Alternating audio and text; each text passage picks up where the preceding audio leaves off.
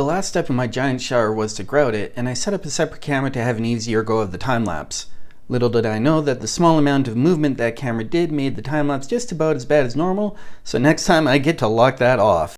Anyway, since this video is about the most important tips to tiling, I'll give you mine.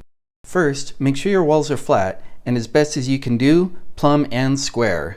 These all matter more for larger tiles, but your life will still be a lot easier if you can take care of this before you put your backer material up. For this shower, you saw me use LVLs to get perfectly straight material, but you could also come along with the power planer like I did in my basement bathroom and level out any high points.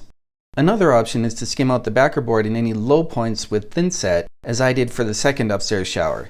This starts to get into the realm of mud floating though, and I don't recommend it unless you have really no other good options, or you know it'll be a relatively small area to fix.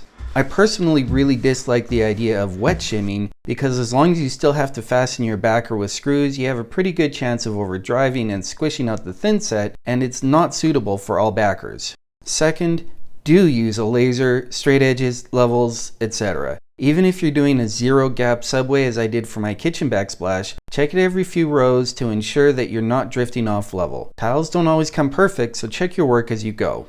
Third, keep your work clean as you go. This will make keeping everything in line easier and save you from having to dig out any thinset from your grout lines. And digging thinset out from grout lines is nobody's idea of fun. Fourth and last, try to actually care about what you're doing and be okay to spend on materials. I see so much awful tile work in the houses I go to around here locally, and it's obvious that nobody involved cared at any point at all.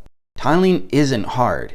It takes time, but it's one of the easiest jobs you can do. If you're watching this, it's because you wanted to see some tips on how to save yourself money over paying someone else to do it. So if you're doing that, don't worry about the cost it might add to replace a chip tile, or make sure that your patterns don't repeat, or whatever else might come up along the way. You're already saving plenty by doing the work, so be ready to spend the time and materials you need to do the best job you can.